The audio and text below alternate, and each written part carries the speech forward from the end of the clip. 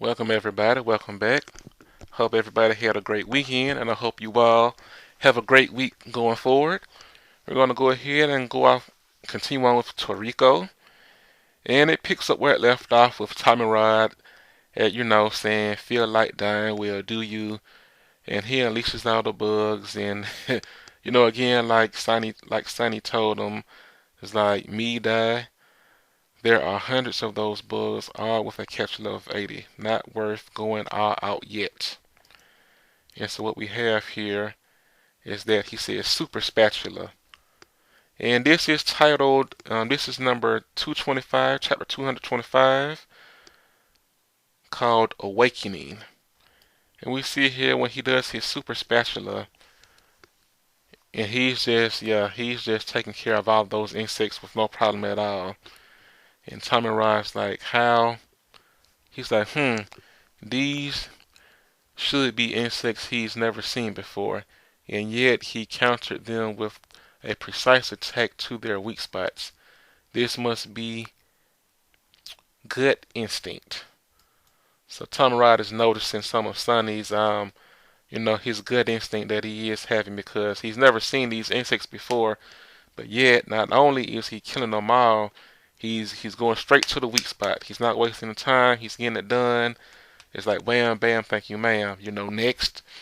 And what Sonny is he's saying, I can't see the and Tom Rod is saying I can't see the sensors he's using. He must have more sensors than bugs I've launched at him. And he's like very interesting. And Tommy Rod he releases another bug out of his mouth. It's totally disgusting. And this is called a sticky beast bug. And this one has a capture level of 90. And so what the beast bug does, it sprays a basically a camouflage of smog around the whole area. And Sonny says it's a sticky gas. Already been there, done that with the four beasts loser. He does his hair tornado, and he says, "Weather adversary, watch out for tornado." He's like, "Weather advisory, watch out for tornadoes and skewings." And he says, "Hair spit." Okay, so we see the attack, and it very precise attack again. Yes, Sonny, he's just on it, man. And he said, "Gross bugs on a stick. I give them back to." And what we see here is that big parasite, that big parasite bug cuts off some of the ends of his hair, and he's like, "You slimy bug." This one's going to be a handful. And what he's saying is that there's no creature in the human world that can cut my hair. This bug appears to be the hybrid spawn of gourmet world insects with razor sharp pincers. It has to my gangula to use. It has too many gangula to use my hair marionette on. And he's like, there's more. Where that came from, Tommy Rod is saying, that's just nasty. People, if you look at this page and just, it's just nasty, man. I'm sorry. And he's launching even more, and is cutting even more of his hair off. And Sonny, he's wincing. He's in, because obviously he's grossed out by it, and he's getting pretty mad. And he's like, a haircut is no laughing matter. Losing one strand is as painful as having a tooth pulled out without any Novocaine. The pain of losing hundreds or thousands is so great that an ordinary human would die of shock. But for Sonny, pain was never something he experienced physically. It was blows to his heart that shook him. And we have a little flashback of him younger in the eye. He broke something and he's in shock. And he's like, that was the president's favorite, his meal goblet. And we see the IGO president walks in, and he's confident. Sonny, he's like, you okay there? And Sonny's like, my body doesn't hurt. My heart's where it hurts. I ruined the president's memories. It was just such a beautiful goblet I couldn't help touching it. I'm sorry I broke something important to you. He said, Sonny, objects break sooner or later. And even when they do, they leave a lasting impression on our memories. So, he's telling him it's alright, don't worry about it.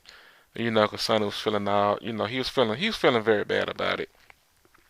He's like the most precious, beautiful thing can't be seen with the naked eye because they dwell in the heart. Everything comes from within. And what's going on is like this searing pain will go away in time, but these cries, the smell of blood, your repulsive cackles, those will wound my heart for the rest of my life. That's what true pain is. And right here we go to the next scene, and Sonny, yeah, he's very, very mad now. He's saying, in return for giving me a bad memory that will last a lifetime, what I'm about to show you ain't going to be pretty. I'm going, I'm done going easy on you. I'll wipe you off the face of this planet. And what we see here is a brand new, something we haven't seen before. It's called Satan hair. And he is, it's very, all shiny and glistening. And what it says, he says, it's no use. The parasite, he tries to cut that hair, says this hair can't be cut. In fact, you shouldn't even be touching it. And he goes on to explain that every strand of this hair is hungry. They're filled with raging appetite. They will consume anything and everything. They're the devil's censors. And so you see it says one single strand could erase all life around it. It would burrow into the earth, breach its core, and devour the mantle. And once all food on this planet is gone, it would extend its all-powerful appetite beyond the stars. And what you see here in that picture, what they demonstrate, is that the hair actually going down into the core of the earth. And once the earth was no longer, had anything for to offer, the hair extends around the planet. It's covering the entire planet and extending out to other planets throughout throughout the solar system. So like imagine Earth, and it extends out to Mars, and then it goes out to Jupiter and Venus. That is a lot of hair, people. So basically, if you can picture the planet Earth with like, if the Earth was like a human face with just really long hair on it, and that's very impressive. That is very impressive indeed. And he's like, your puny insects aren't even fit to be an appetizer. And so you see it goes and it gets, gets the parasite insect, and it just devours it. And you see Tamarot has a revelation. He's looking, and he's like, I'm out, man. Look at that picture of Sunny.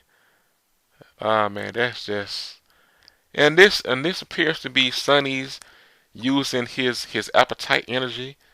So it looks like he's the first one to use him using this appetite energy in an attack.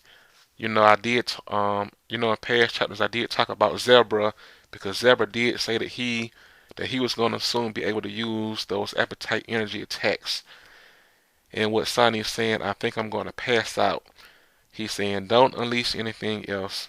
And Tomrod is like, this guy is unreal. Don't tell me his gourmet sales are what I think they are. How interesting.